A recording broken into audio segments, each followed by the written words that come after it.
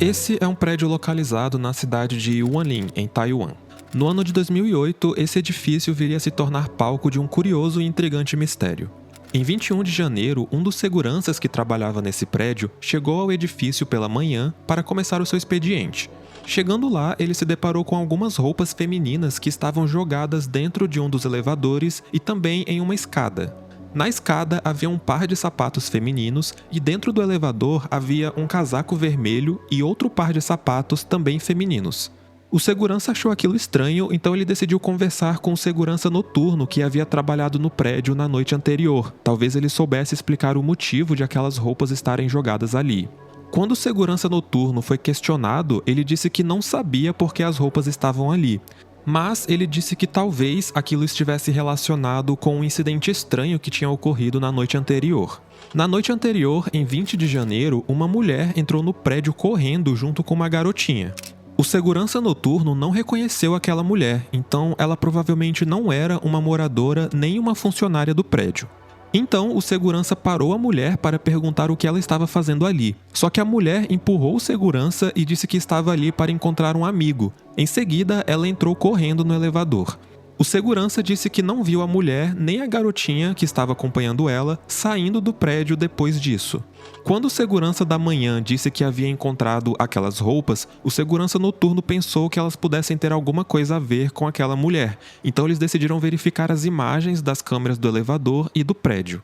A mulher e a garotinha são vistas entrando no elevador e apertando o botão do 11º andar. Quando o elevador chega no 11º andar, a mulher tira o seu casaco e seus sapatos, assim como o casaco da garotinha. Depois, ela coloca as roupas no chão do elevador e sai às pressas assim que a porta do elevador abre. As duas são vistas mais uma vez correndo em direção a uma escada que dava acesso ao telhado do prédio, e esse foi o último registro delas nas câmeras de segurança. Em alguns países asiáticos, é comum que as pessoas tirem seus calçados antes de encerrar a própria vida. Considerando que a mulher e a garota foram vistas tirando os sapatos e depois andando em direção à escada que dava acesso ao telhado, os seguranças começaram a acreditar que elas tinham ido até o telhado para saltar de lá. Nesse momento, a polícia foi acionada, os seguranças mostraram as imagens das câmeras para os policiais e eles chegaram na mesma conclusão que os seguranças haviam chegado, a de que a mulher e a criança foram até o telhado para saltar. Então, as autoridades foram até o telhado do edifício e, curiosamente, não encontraram nenhum vestígio delas. E nesse momento surgia um grande mistério: onde estava a mulher e a garotinha? A polícia também vasculhou a parte externa do prédio onde elas poderiam ter caído caso tivessem saltado, e também não encontraram nada. Bom, se elas não estavam no telhado e nem saltaram de lá, com certeza elas saíram de alguma forma, certo? Acontece que todas as entradas e saídas do prédio possuíam câmeras, fazendo com que fosse impossível que elas tivessem saído sem serem filmadas. Os policiais vasculharam as imagens de câmeras de outros estabelecimentos próximos e também não foi possível encontrar imagens onde elas aparecessem. Algumas pessoas teorizaram que elas pudessem ter saltado de um prédio para o outro, mas os prédios adjacentes eram bem mais baixos, fazendo com que um salto entre os prédios fosse fatal. Outra teoria levantada foi a de que a mulher e a garota teriam saído do prédio por um porão que continha uma porta que dava acesso a um prédio adjacente. Porém, após algumas análises, foi confirmado que essa porta estava trancada e sem sinais de que ela havia sido aberta recentemente. Após todas essas descobertas, parecia que a única explicação era a de que a mulher e a garota nunca saíram do prédio, ou seja, elas desapareceram, mas ainda estavam lá dentro. O edifício passou por extensas buscas. O telhado foi verificado, assim como as saídas de emergência, os dutos de ventilação, as caixas d'água, e nada foi encontrado. Todos os moradores foram interrogados, mas a maioria estava dormindo no momento em que tudo aconteceu, e ninguém parecia ter visto nada. Esse era um caso de desaparecimento em que o desaparecimento parecia impossível, e para piorar ainda mais, as identidades da mulher e da garota eram desconhecidas. As coisas só começaram a mudar no dia 28 de janeiro, 7 dias após o ocorrido. Naquele dia, um dos seguranças do prédio notou que havia uma moto no estacionamento. Aquela moto estava ali por vários dias e não parecia ser de nenhum dos moradores. Verificando a placa da motocicleta, foi descoberto que ela estava registrada no nome de uma mulher de 37 anos chamada Liu Huijun. Liu Huijun havia sido dada como desaparecida em uma cidade próxima no dia 20 de janeiro, um dia antes da mulher ter sido vista entrando no elevador. Posteriormente, o marido de Liu confirmou que a mulher das imagens era de fato sua esposa e a garotinha era sua filha de 4 anos. Agora que a identidade da mulher era conhecida, a polícia começou a estudar a história dela. Foi descoberto que Liu Huijun era uma mulher que veio de uma família pobre e foi obrigada pelos seus pais a se casar com um homem que tinha o costume de beber bastante e também era abusivo com ela. Liu e seu marido chegaram a se divorciar uma vez, mas como a família era extremamente rígida, o divórcio não era bem visto, então eles acabaram se casando novamente. O marido de Liu prometeu parar de beber na segunda vez que eles se casaram, mas ele não parou. O relacionamento do casal foi se deteriorando cada vez mais, até que chegou em um momento em que Liu não aguentava mais aquela situação. Foi então que no dia 20 de janeiro, por volta das 2 da tarde, Liu pegou sua filha mais nova, subiu em uma motocicleta e foi para a casa de sua mãe. Ela ficou um tempo na casa da mãe, mas depois ela saiu de lá e foi até o prédio, onde as câmeras capturaram aquela situação que eu apresentei anteriormente. O marido de Liu percebeu que ela havia desaparecido, ele chegou a ir na casa da mãe dela, mas ela já não estava lá. O motivo de Liu ter ido até aquele prédio ainda permanece desconhecido, já que foi apontado que a mulher não conhecia ninguém que morava lá. Então até hoje não se sabe o que levou ela a ir até o edifício, e nem o que aconteceu com ela depois que ela foi vista pela última vez saindo do elevador. Outras investigações foram realizadas após isso, mas nenhuma evidência concreta foi descoberta, restando apenas algumas teorias. Uma das teorias é a de que Liu Huijun, na verdade, conhecia alguém que morava no prédio. Talvez ela estivesse tendo um caso com alguém que morava lá, ou simplesmente conhecia alguém que residia no edifício e decidiu ir até lá para fugir de seu marido abusivo. No entanto, essa teoria é considerada improvável porque o último registro de Liu nas câmeras de segurança mostra uma mulher andando pelo 11º andar, e esse andar não tinha unidades residenciais, ou seja, ninguém morava lá. Outra teoria é a de que Liu e sua filha vieram a falecer em algum momento enquanto estavam no prédio, e seus corpos ainda estão lá e nunca foram encontrados. Mas essa teoria também é questionável, já que se elas tivessem falecido dentro do prédio, certamente alguém teria notado algum cheiro ou algum rastro delas. Os dutos de ventilação, os canos de água e as caixas d'água foram investigados e não foram encontrados restos mortais lá. Por fim, também existe a teoria de que Liu e sua filha conseguiram encontrar alguma forma de sair do prédio sem serem filmadas pelas câmeras e depois fugiram sem avisar ninguém numa tentativa de escapar do marido abusivo. Só que essa teoria também tem alguns pontos controversos. Liu tinha outra filha além da que aparece com ela nas filmagens das câmeras, então é meio estranho pensar que ela teria abandonado sua outra filha. Esse é certamente um dos casos mais intrigantes e misteriosos que eu já trouxe aqui no canal. Infelizmente, a grande maioria das fontes sobre esse caso foram publicadas em sites de Taiwan e não tem muita gente comentando sobre ele aqui no Ocidente. Deixa aqui nos comentários qual a sua opinião sobre o que você acha que aconteceu e se você acha que existe alguma forma de esse caso ser solucionado no futuro.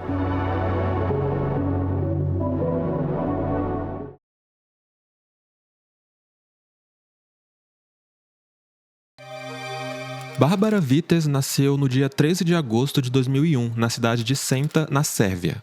Os pais de Bárbara eram de origem húngara e a cidade onde ela morava ficava localizada bem perto da fronteira com a Hungria. De acordo com pessoas que conviviam com Bárbara, a jovem era tranquila, não costumava se envolver em problemas, não usava drogas nem álcool e nunca tinha faltado uma aula sequer na escola. No dia 25 de novembro de 2016, quando Bárbara tinha 15 anos, 2 rapazes de 17 anos foram até uma delegacia para reportar um acidente. De acordo com esses 2 rapazes, eles estavam em um aniversário em uma pizzaria, e Bárbara também estava nesse aniversário. Depois da festa, os 2 rapazes e mais alguns outros garotos decidiram voltar para casa juntos, e Bárbara foi com eles também. Nesse momento, eles passaram por uma ponte ferroviária localizada sobre o rio Tisa. Essa ponte ligava as cidades de Senta, onde Bárbara morava, e Koka. De acordo com os rapazes, enquanto eles estavam caminhando na ponte, Bárbara teria escorregado e caído na água. Os policiais foram até a casa de Bárbara e contaram para os pais da menina a história que os rapazes haviam contado, de que ela havia caído da ponte. Os pais da menina disseram que era improvável que Bárbara tivesse subido em uma ponte, pois, segundo eles, ela tinha um medo gigantesco de altura. Inclusive, ela tinha medo até de ir no sótão da própria casa. As equipes de resgate passaram os próximos 3 dias vasculhando o rio.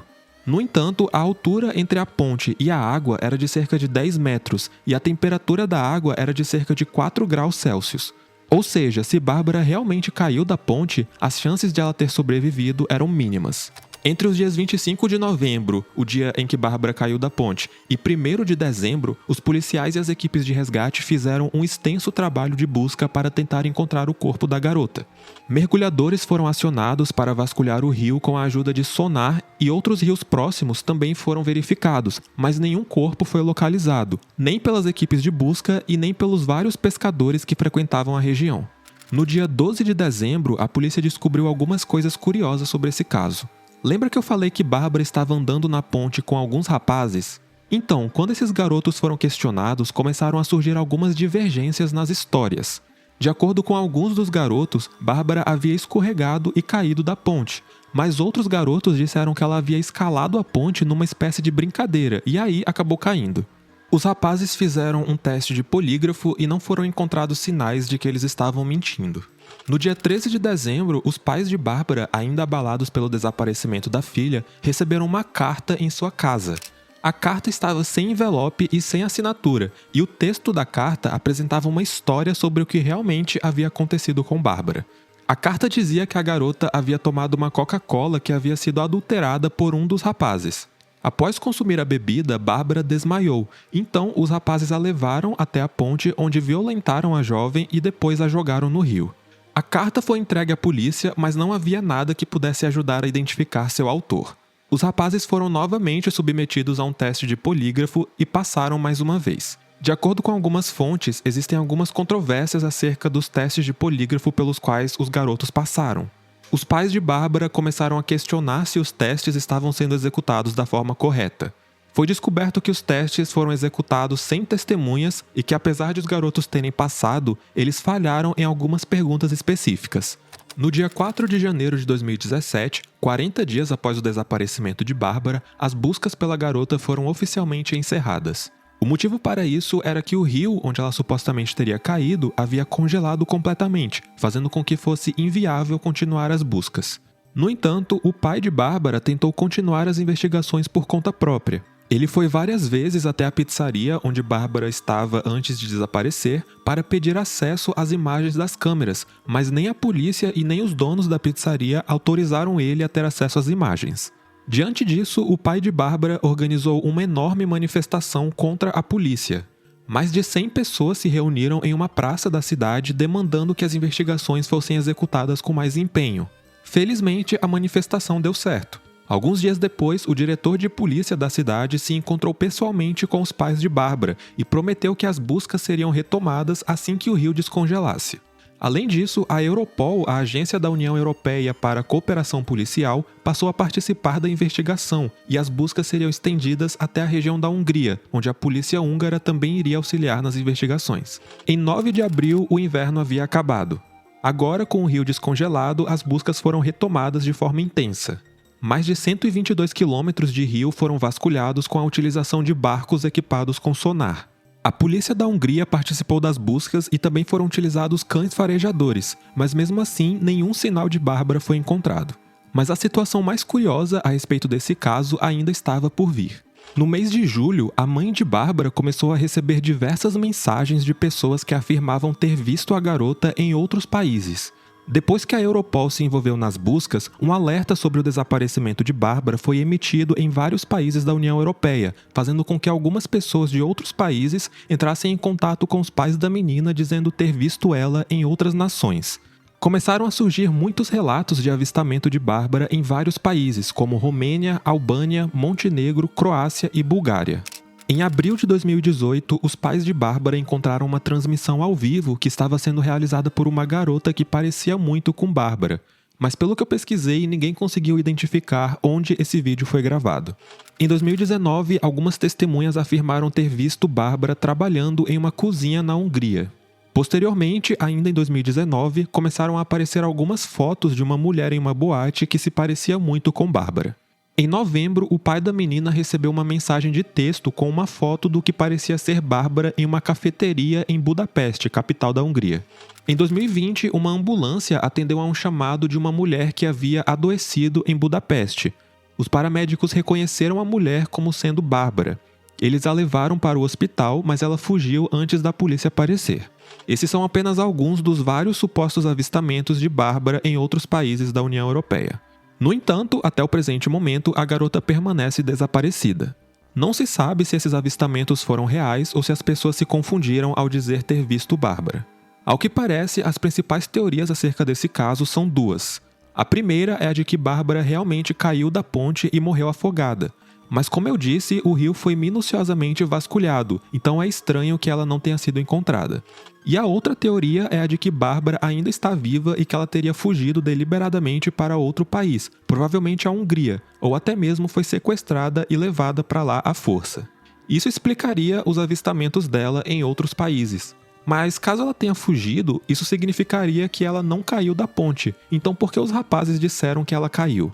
E será que aquela carta que acusava os garotos de estarem por trás do desaparecimento da menina é verdade? Esses são alguns dos muitos questionamentos acerca desse caso, que é bem complexo e tem muitas informações a respeito. Eu fiz meu melhor para explicar tudo certinho aqui para vocês, mas pode ser que eu tenha deixado algo de fora. Então deixa aqui nos comentários a sua opinião e se você acha que eu esqueci de mencionar algo.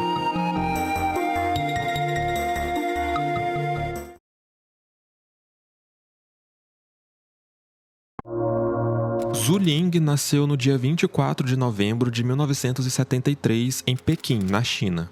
Ling era descrita como uma garota brilhante com um excelente desempenho acadêmico e ela também era uma ótima atleta, atuando nas modalidades de vôlei e natação. Por volta de outubro de 1994, Ling começou a sentir alguns sintomas estranhos. Inicialmente, ela percebeu uma certa dificuldade para enxergar, uma espécie de cegueira temporária. Ela passou por vários exames oftalmológicos, mas aparentemente nenhum médico conseguiu identificar a causa do problema. No mês seguinte, os sintomas começaram a ficar mais intensos, e além dos problemas de visão, ela também começou a sentir fortes dores no estômago e percebeu que seus cabelos estavam caindo. Em 23 de dezembro, ela foi internada em um hospital e passou por alguns exames e tratamentos. Esses tratamentos aparentemente funcionaram e os sintomas que ela estava sentindo pararam e o cabelo dela voltou a crescer. Então, no dia 23 de janeiro de 1995, após passar cerca de um mês no hospital, ela recebeu alta. Ling voltou para a faculdade após sair do hospital, mas não demorou muito para que os problemas de saúde voltassem. Em 20 de fevereiro, menos de um mês após ela ter saído do hospital, a jovem começou a sentir fortes dores no corpo, e a cada dia que passava, as dores pioravam. No dia 9 de março, Ling foi levada para uma clínica neurológica, onde foi constatado que os sintomas que ela apresentava provavelmente estavam sendo causados por envenenamento de talho. Talho é um metal raro e altamente tóxico. Apesar de possuir diversas aplicações, o talho vem sendo cada vez mais substituído, justamente por conta da alta toxicidade dessa substância. Apesar de o hospital suspeitar que Ling havia sido envenenada com talho, nenhum teste foi realizado para comprovar isso. O fato é que Ling voltou a perder seus cabelos e estava com muitas dores e febre. Posteriormente, a mulher também começou a apresentar problemas de fala e dificuldades respiratórias, até que no dia 20 de março ela entrou em coma. Diante da triste situação pela qual Ling estava passando, alguns colegas da faculdade dela decidiram ajudá-la. Eles gravaram vídeos e escreveram alguns textos documentando o estado de saúde de Ling. Esses vídeos e documentos foram enviados para vários hospitais e médicos do exterior, fazendo com que alguns médicos de outros países entrassem em contato, sendo que a grande maioria desses médicos afirmou que o diagnóstico era claro: Ling havia sido envenenada por talho. A família da mulher conseguiu coletar algumas amostras de urina, sangue, unhas e cabelo dela, e essas amostras foram levadas para análise. Os resultados comprovaram que Ling havia ingerido uma dose extremamente elevada de talho. Além disso, os médicos afirmaram que a dose era tão alta que era improvável que Ling tivesse entrado em contato com aquela quantidade de talho acidentalmente. Isso poderia significar que a moça havia sido envenenada intencionalmente.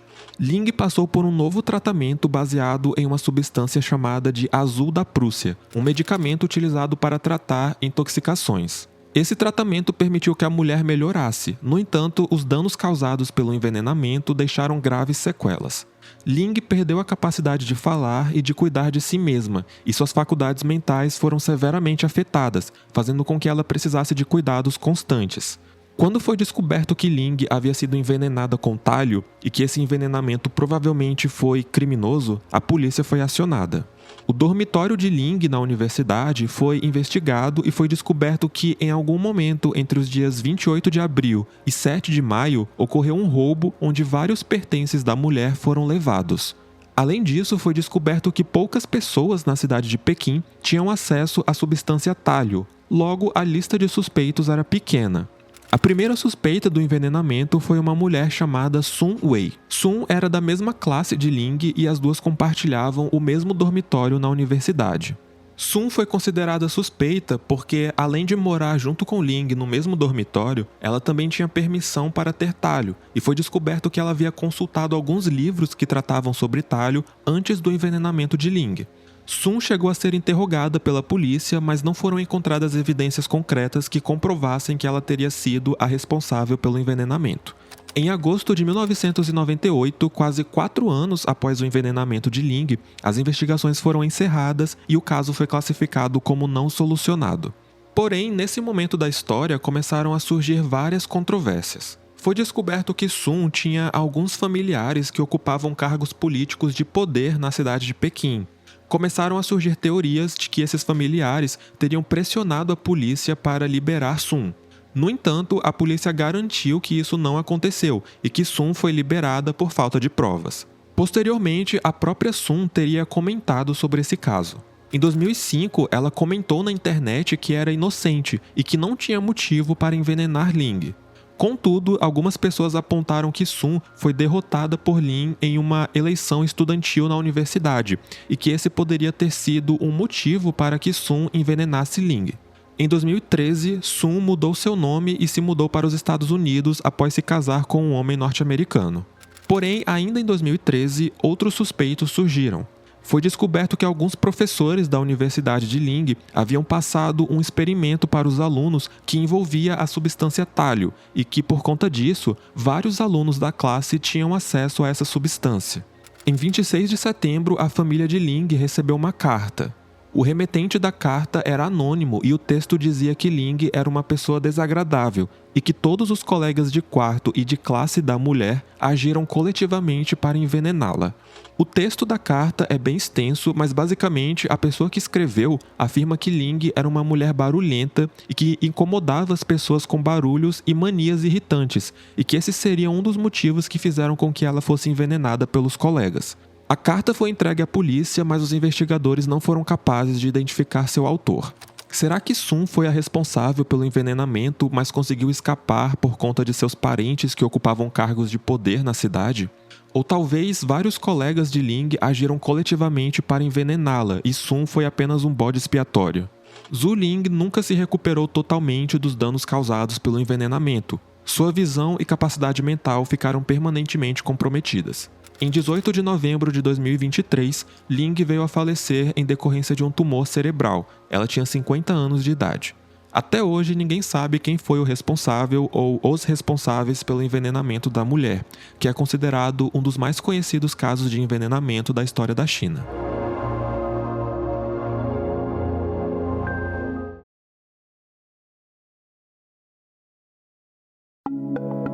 Bom pessoal, chegamos ao final de mais um vídeo aqui do canal e eu agradeço imensamente a todos que assistiram até aqui.